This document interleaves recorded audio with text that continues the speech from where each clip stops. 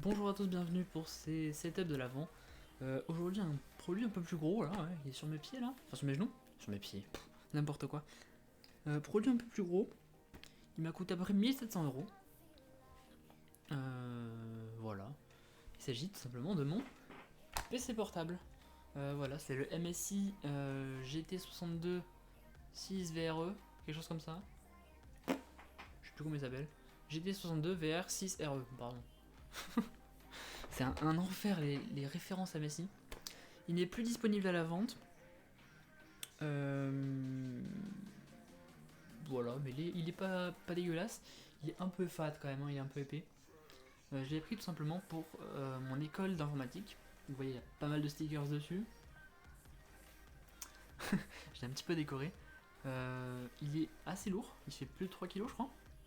Donc ouais, c'est un fat PC. Mais il est plutôt cool. Petit bémol, ça c'est le chargeur. Hein. Je vais mettre de plus près. Merde. Ce gros truc là, c'est le chargeur. Donc bah, quand vous rentrez dans une école d'informatique, que vous oubliez par mégarde votre chargeur, parce que bah, ça arrive forcément, personne n'a le même chargeur que vous. Personne n'a ça en fait. Je sais pas pourquoi ils ont fait ça, je sais pas si c'est un truc propriétaire ou quoi. C'est la première fois que je voyais un chargeur de ce type là, mais c'est juste gigantesque. Ce qu'il y a dedans, il y a un petit SSD de 256 Go et un disque dur d'un Tera. Voilà, très simple, très court, pas besoin de fioritures. Ici vous avez de l'USB-C, de l'HDMI, du. Je sais pas ce que c'est ça. Est-ce que vous savez ce que c'est ça par hasard? Celui qui est à côté de l'HDMI et à côté du chargeur. Je sais pas du tout ce que c'est. Bref, voilà. GPD là d'ailleurs. Voilà, il y a le petit plastique qui a sauté ici. C'est super fragile ces bords là. Je sais pas pourquoi ils font ça. C'est dans les coins en plus. C'est un petit peu stupide, je trouve. Sinon, au niveau des ports sur les côtés, de ce côté-là, on a deux USB 3.0. Ici, on a un USB 2.0 et on a deux jacks, un pour l'audio, un pour le micro, et deux autres jacks qui restent. Je sais plus pourquoi c'est, mais bref, c'est des jacks bizarres. Sinon, j'ai eu un petit souci avec ce PC il y a un an à peu près, sachant que je l'ai acheté il y a 4 ans. Voilà. Ouais, c'est ça, il y a 4 ans. J'ai eu un petit souci avec les ventilateurs. Plus aucun ventilateur ne marchait. Ils m'ont changé les deux de derrière, qui étaient celui de la carte graphique et celui du processeur. Je ne sais pas pourquoi. J'ai jamais su pourquoi. Ils me les ont changés, tout a bien remarché, mais maintenant il fait un peu de bruit. Donc voilà. Je vais vous l'ouvrir. Comme souvent les MSI, un petit clavier SteelSeries avec une barre de son DIN audio juste en haut ici. Ça, c'est vraiment fun. Quand vous êtes, admettons, entre deux cours, vous êtes posé dans la salle avec vos potes, vous voulez mettre de la musique, mais vous n'avez pas une enceinte, vous avez rien. Le DIN audio fait un taf de fou. Franchement, le son de ce PC est incroyable.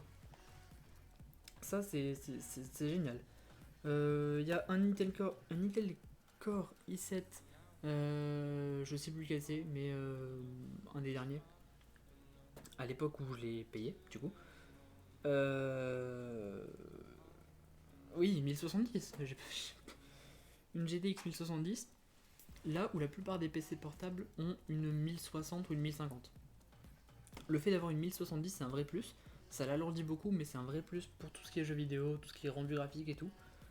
C'est un très bon GPU, donc je suis très content.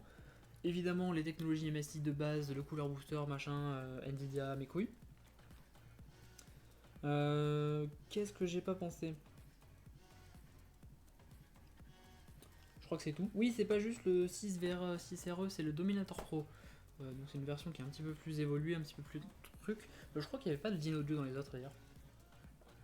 Et voilà, ici vous avez trois boutons, un pour le clavier SteelSeries, un pour tout ce qui est gestion multimédia, tout ça, et un pour les ventilateurs si vous voulez les booster à fond. Donc ça m'a beaucoup servi. Quand mes ventilateurs ne marchaient plus, je mettais les autres à fond. Ça refroidissait au moins un petit peu. Et puis le bouton power de chaque côté. une petite webcam juste ici avec 2 entrées micro pour un semblant de stéréo quand vous parlez. Et puis voilà. Euh, c'est plutôt un bon PC, j'en suis relativement content. De toute façon j'avais pris un PC pour qu'il me dure à peu près 5 ans. C'est la durée de mon école en fait. Donc je m'étais dit s'il dure 5 ans ce sera bien.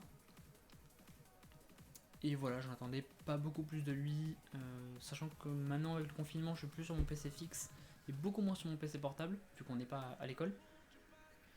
Mais sinon voilà.